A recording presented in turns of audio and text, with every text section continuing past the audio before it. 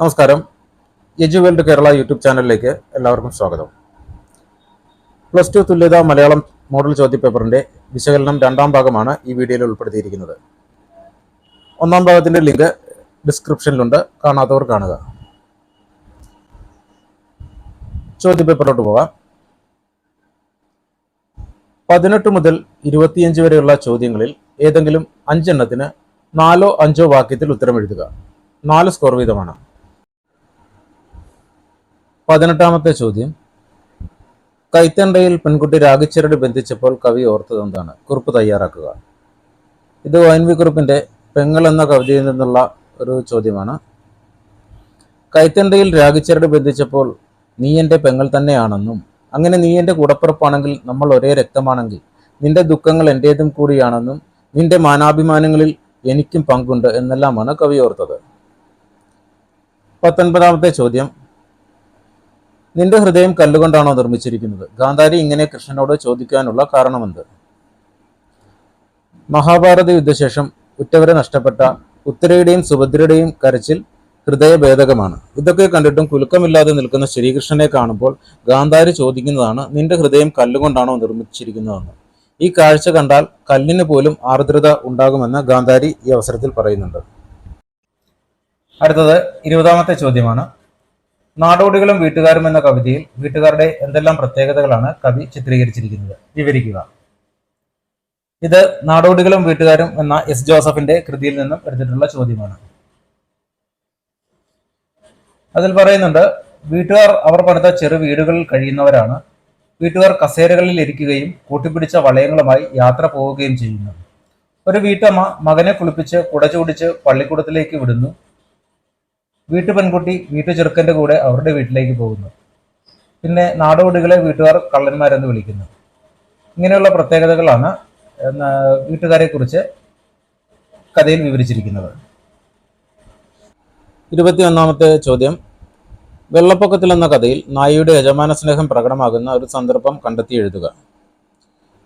തകഴിയുടെ വെള്ളപ്പൊക്കത്തിൽ എന്ന കഥയിൽ നായിയുടെ യജമാന സ്നേഹം വെളിവാകുന്ന നിരവധി സന്ദർഭങ്ങൾ വരുന്നുണ്ട്. അതിൽ മരണം മുന്നിൽ നിൽക്കുമ്പോഴും യജമാനൻ തന്നെ ഉപേക്ഷിച്ചു പോയിട്ടും നായ യജമാന സ്നേഹം കൈവിടുന്നില്ല എന്ന് പറയുന്നുണ്ട്.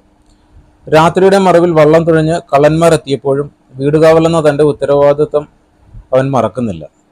കുലവട്ടം വാഴയിൽ കയറിയവന് നേരെ അവൻ കുരച്ചു ചാടുകയും പുരപ്പുറത്ത് കയറിയവന്റെ കാലിലെ മാംസം കടിച്ചു പറിക്കുകയും ചെയ്യുന്നു. കള്ളന്മാരുടെ കയ്യിൽ നിന്നും പള്ളയ്ക്ക് ശക്തമായി ഇടികിട്ടിയിട്ടും വള്ളം പോയി ദിക്ക് നോക്കി അവൻ കുരച്ചുകൊണ്ടേയിരിക്കുന്നു. ഇതൊക്കെ നായയുടെ യജമാന സ്നേഹം വെളിവാകുന്ന ഒരു പ്രധാന സംഭവമാണ്. 22ാമത്തെ ക്വസ്റ്റ്യൻ, ജൈവ കൃഷിയെക്കുറിച്ച് കുറിപ്പെഴുതുക.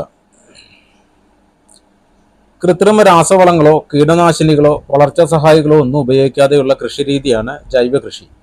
ഇതിൽ നമുക്ക് ചുറ്റും സ്വാഭാവികമായി ലഭിക്കുന്ന കാലിവളം, കമ്പോസ്റ്റ്, പച്ചിലവളം തുടങ്ങിയവ മാത്രമാണ് ഉപയോഗിക്കുന്നത്. കീടങ്ങളെ നശിപ്പിക്കാൻ ജൈവ കീടനിയന്ത്രണ മാർഗങ്ങളാണ് ഇതിൽ ഉപയോഗിക്കുന്നത്. അതുമൂലം മണ്ണിന്റെ ഫലപുഷ്ടിയും പോഷകസമൃദ്ധിയും നിലനിർത്താൻ സാധിക്കുന്നു. അതുമൂലം നമുക്ക് വിഷരഹിതമായ ഭക്ഷ്യോൽപ്പന്നങ്ങൾ ലഭിക്കാനും ജൈവകൃഷി ഒരു കാരണമാണ്. 23ാമത്തെ ചോദ്യം, തോൽവി ജയമെന്ന് ലോകർ സമ്മതിക്കുന്നത് എപ്പോൾ? വിശദീകരിച്ച് കുറിപ്പെഴുതുക. ഇത് ഉള്ളൂർ എസ് പരമേശ്വരയ്യരുടെ ഉദ്ബോധനം എന്ന കവിതയിൽ നിന്നുള്ള ഒരു ചോദ്യമാണ്. പോർക്കളത്തിൽ ജയവും തോൽവിയും സാധാരണമാണ്. അതുപോലെ തന്നെ ജീവിതത്തിലും ജയാപജയങ്ങൾ സാധാരണമാണെന്ന് ഇതിൽ പറയുന്നുണ്ട്. യുദ്ധം എന്തിനു വേണ്ടി ചെയ്യുന്നു എന്നുള്ള തോന്നലല്ല വേണ്ടത്. നന്മയ്ക്ക് വേണ്ടി നേർവഴിയിൽ ധർമ്മയുദ്ധം ചെയ്ത് തോറ്റുപോയാലും നന്മയ്ക്ക് വേണ്ടിയുള്ള തോൽവി ജയം തന്നെയെന്നൊടുവിൽ ലോകം അംഗീകരിക്കുമെന്ന് ഇതിൽ പറയുന്നുണ്ട്. തോൽവിയിൽ പിന്മാറാതെ വീണ്ടും ശ്രമിക്കുന്നവർക്ക് ജയം സുനിശ്ചിതമാണെന്നും ഇതിൽ വിശദീകരിക്കുന്നുണ്ട്. 24ാമത്തെ ചോദ്യം, മുരിങ്ങമരം ഒടിയുന്നതിന് മുമ്പ് അതിൽ വെയിൽ മൂക്കുമ്പോൾ എത്തിയിരുന്ന വിരുന്നുകാർ ആരൊക്കെ? ഇത് ജീവന്റെ വഴി എന്ന ടി പത്മനാഭന്റെ കഥയിൽ നിന്നും എടുത്തിട്ടുള്ള ഒരു ചോദ്യമാണ്. വെയിൽ മൂക്കുമ്പോൾ നിറയെ പക്ഷികൾ മുരിങ്ങയിലെത്തുമായിരുന്നു. ചിലർ കലപില ശബ്ദങ്ങൾ ഉണ്ടാക്കി ചുറ്റും പറന്നു നടക്കും. ചിലർ ആകാശത്തേക്ക് നോക്കി ഉറക്കെ പാടും. പലതരം കിളികൾ വിരുന്നെത്തുമായിരുന്നു. ഓലേഞ്ഞാലി, ബുൾബുൾ, വണ്ണാത്തിപ്പുള്ള്, മരത്തിന്റെ തണലിൽ എപ്പോഴും ശബ്ദമുണ്ടാക്കി കൊത്തിപ്പറക്കുന്ന ചപ്പില കിളികൾ, നൃത്തം ചെയ്യുന്ന ശലഭങ്ങൾ, മൂളിപ്പറക്കുന്ന വണ്ടുകൾ, ഇവയൊക്കെയാണ് മുരിങ്ങ മരത്തിൽ എത്തിയിരുന്ന വിരുന്നുകാർ. അടുത്തത് 25ാമത്തെ ചോദ്യമാണ്. 55-ന് ഖാദർ സാഹിബിന്റെ ജീവിതത്തിലുള്ള പ്രാധാന്യമെന്ത്? വിവരിക്കുക. ഇത് ഡോക്ടർ പി വി ഗംഗാധരന്റെ അതിരുകളില്ലാത്ത സ്നേഹമെന്ന ഓർമ്മക്കുറിപ്പിൽ നിന്നുള്ള ഒരു ചോദ്യമാണ്. 55 വർഷമായി ഖാദർ സാഹിബും ആമിനമ്മയും ദാമ്പത്യം തുടങ്ങിയിട്ടു. ആമിനമ്മയ്ക്ക് ക്യാൻസറാണെന്നറിയുമ്പോൾ ഖാദർ സാഹിബിന് കനത്ത ഹൃദയാഘാതം ഉണ്ടാകുന്നു. 55 വർഷം ഒരേ മനസ്സായി കഴിഞ്ഞ തന്റെ പ്രിയതമയ്ക്ക് ക്യാൻസറാണെന്നറിഞ്ഞതിന്റെ ആഘാതം ഖാദർ സാഹിബിന് താങ്ങാനാവുന്നില്ല. അവരുടെ ശക്തമായ ദാമ്പത്യ ബന്ധത്തിന്റെ ആഴമാണ് ഇതിൽ നിന്നും മനസ്സിലാവുന്നത്. അടുത്തത് 26 മുതൽ 31 വരെയുള്ള ചോദ്യങ്ങളിൽ ഏതെങ്കിലും 4 എണ്ണത്തിന് അര പേജിൽ കവിയാതെ ഉത്തരം എഴുതുക. 5 സ്കോർ വീതമാണ്. 26ാമത്തെ ചോദ്യം, ജനാധിപത്യ വ്യവസ്ഥിതിയിൽ സ്വതന്ത്ര പത്രങ്ങളുടെ ആവശ്യകത എന്ത്? നിരീക്ഷണക്കുറിപ്പ് തയ്യാറാക്കുക. ഇത് പേജ് നമ്പർ 77 കെ ശ്രീധരൻ നായരുടെ പത്രമാധ്യമങ്ങളുടെ പ്രസക്തി എന്ന പാഠഭാഗത്തിൽ നിന്നുള്ള ചോദ്യമാണ്. അതിൽ പറയുന്നുണ്ട്, ജനാധിപത്യത്തിന്റെ 4 നെടുംതൂണുകളിൽ 4ാമത്തേതാണ് പത്രമാധ്യമങ്ങൾ. വാർത്തകൾ സത്യസന്ധമായി ജനങ്ങളിലേക്ക് എത്തിക്കുവാൻ സ്വതന്ത്ര പത്രമാധ്യമങ്ങൾക്ക് ബാധ്യതയുണ്ട് എന്ന് തുടങ്ങി പത്രമാധ്യമങ്ങളുമായി ബന്ധപ്പെട്ട കാര്യങ്ങൾ വിശദമായി തന്നെ പാഠഭാഗത്ത് പറയുന്നുണ്ട്. അടുത്ത ചോദ്യം 27ാമത്തെ ചോദ്യമാണ്. എല്ലാ യുദ്ധവും എല്ലായ്പ്പോഴും ദുരന്തങ്ങൾ മാത്രമാണ് സമ്മാനിക്കുന്നത്. ഗാന്ധാരി വിലാപം എന്ന പാഠഭാഗത്തെ അടിസ്ഥാനമാക്കി ലഘു കുറിപ്പ് തയ്യാറാക്കുക. പേജ് നമ്പർ 10 തുഞ്ചത്ത് രാമാനുജൻ എഴുത്തച്ഛന്റെ മഹാഭാരതം കിളിപ്പാട്ട് സ്ത്രീപർവത്തിലെ ഗാന്ധാരി വിലാപത്തിൽ നിന്നുള്ള ചോദ്യമാണ് ഇത്. കുരുക്ഷേത്ര യുദ്ധഭൂമിയിലെത്തിയ ഗാന്ധാരി യുദ്ധത്തിൽ മരിച്ചവരെയും പരിക്കേറ്റ് കിടക്കുന്നവരെയും കാണുകയും ഹൃദയഭേദകമായ ഈ കാഴ്ച ഗാന്ധാരിയിൽ ഉണ്ടാക്കുന്ന നടുക്കവും വേദനയുമാണ് ഇവിടെ പറയുന്നത്. യുദ്ധങ്ങൾ എപ്പോഴും ദുരന്തങ്ങളും നഷ്ടങ്ങളും മാത്രമാണ് സമ്മാനിക്കുന്നത്. യുദ്ധത്തിനെതിരായ മനോഭാവം വളർത്തിയെടുക്കുന്നതിന് യുദ്ധത്തിന്റെ ഭീകരത ഏറ്റവും ശക്തമായി തന്നെ പാഠഭാഗത്ത് ആവിഷ്കരിച്ചിട്ടുണ്ട്. അടുത്തത് 28ാമത്തെ ചോദ്യമാണ്.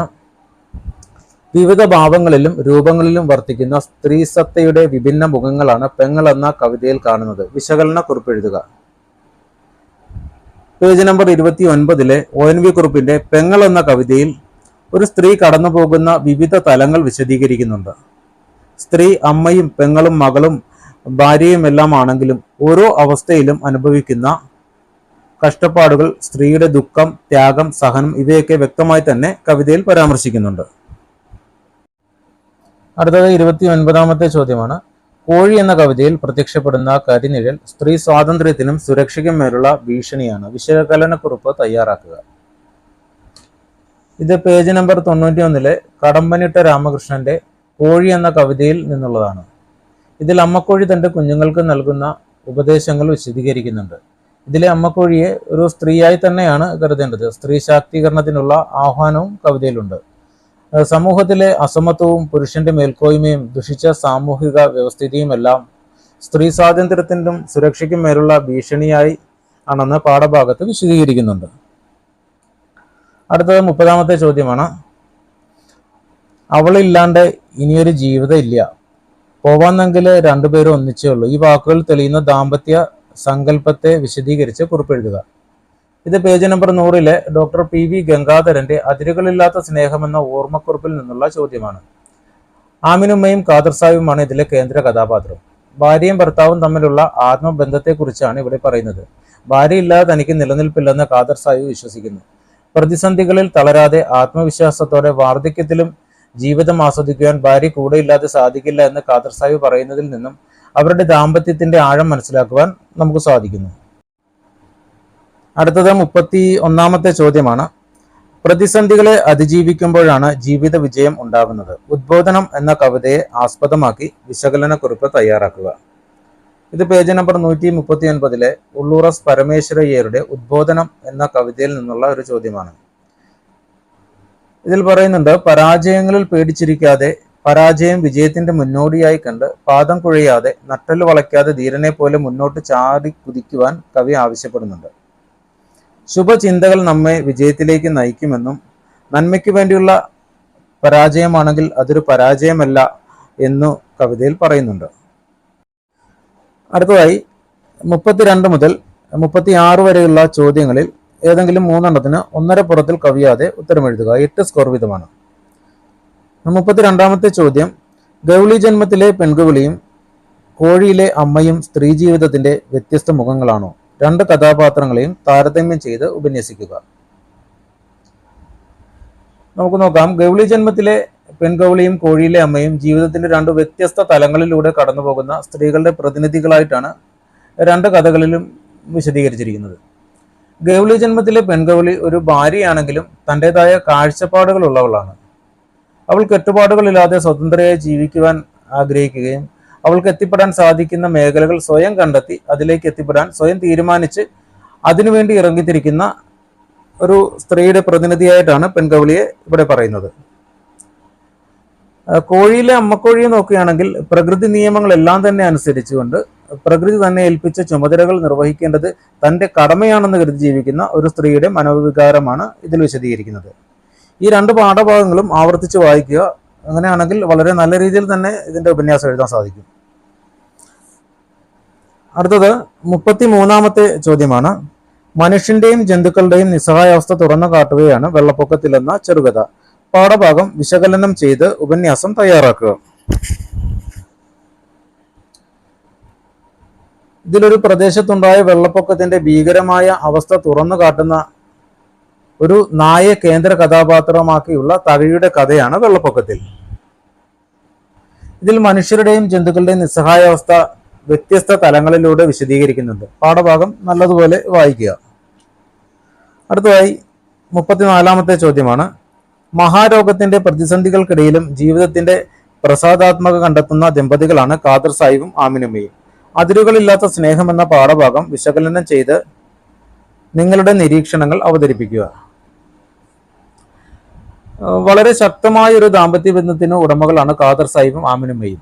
ഏത് മാറാരോഗമാണെങ്കിലും അതെല്ലാം മറികടക്കാൻ അതിരുകളില്ലാത്ത സ്നേഹം ഉണ്ടാകണമെന്ന് ഈ കഥയിൽ നിന്ന് നമുക്ക് മനസ്സിലാക്കാം. പാഠഭാഗം നോക്കുക. പേജ് നമ്പർ 100 അത് വിശദമായി തന്നെ വായിച്ചിട്ട് പോവുക. അടുത്തതായി 35-ാമത്തെ ചോദ്യമാണ്. പ്രതിസന്ധികൾ തളരാതെ മുന്നോട്ട് നയിക്കേണ്ടത് മനസ്സിന്റെ കരുത്തും ഇച്ഛാശക്തിയുമാണ്. അതാണ് രവിയുടെ ജീവിതം നൽകുന്ന സന്ദേശം. സുഹൃതം എന്ന തിരക്കഥയെ ആസ്പദമാക്കി രവിശങ്കർ എന്ന കഥാപാത്രത്തെക്കുറിച്ച് നിരൂപണം തയ്യാറാക്കുക. രവി എന്ന കഥാപാത്രത്തെ നോക്കുകയാണെങ്കിൽ ആദ്യകാലത്ത് വളരെ ഊർജ്ജസ്വലനായ കവിയും പത്രപ്രവർത്തകനുമായിരുന്നു. അദ്ദേഹത്തിന് അസുഖം ബാധിച്ചപ്പോൾ മാനസികമായി തളരുകയും മരണം മുന്നിൽ കണ്ട് ജീവിക്കുകയും ചെയ്യുന്നു. എന്നാൽ ഒരവസരം കിട്ടിയപ്പോൾ തന്റെ ഇച്ഛാശക്തിയും മനോധൈര്യവും കൊണ്ട് അസുഖത്തെ തോൽപ്പിച്ച് അതിൽ നിന്ന് മുക്തി നേടി ജീവിതത്തിലേക്ക് വരുന്ന രവിയാണ് നമുക്ക് കാണാൻ കഴിയുന്നത്. അടുത്ത 36-ാമത്തെ ചോദ്യം. തന്റെ വേദനകളല്ല മുരിങ്ങയുടെ നാശമാണ് കഥാകാരനെ വേദനിപ്പിച്ചത്. ജീവന്റെ വഴി എന്ന ചെറുകഥയെ ആസ്പദമാക്കി മനുഷ്യനും പ്രകൃതിയും തമ്മിലുള്ള ബന്ധത്തെക്കുറിച്ച് ഉപന്യസിക്കുക. ഇതിൽ കഥാകാരൻ പ്രകൃതിയോട് വളരെ ഇണങ്ങി ജീവിക്കുന്ന ഒരാളാണെന്ന് നമുക്ക് മനസ്സിലാക്കാൻ സാധിക്കുന്നുണ്ട്. താൻ നട്ടുവളർത്തിയ മുരിങ്ങമരം പൊട്ടി വീണപ്പോൾ തന്റെ വേദനകൾ മറന്ന് മുരിങ്ങയുടെ വേദന തൻ്റെതാണെന്ന് കരുതുന്ന ഒരു മനുഷ്യനെയാണ് നമുക്ക് കാണുവാൻ സാധിക്കുന്നത്. പാഠഭാഗങ്ങളെല്ലാം നന്നായി വായിച്ചിട്ട് പരീക്ഷയ്ക്ക് പോവുക. എങ്കിൽ മാത്രമേ ഉത്തരങ്ങൾ നമുക്ക് കൃത്യമായി എഴുതുവാൻ സാധിക്കുകയുള്ളൂ. അപ്പോൾ എല്ലാവർക്കും വിജയാശംസകൾ നേരുന്നു. നന്ദി, നമസ്കാരം.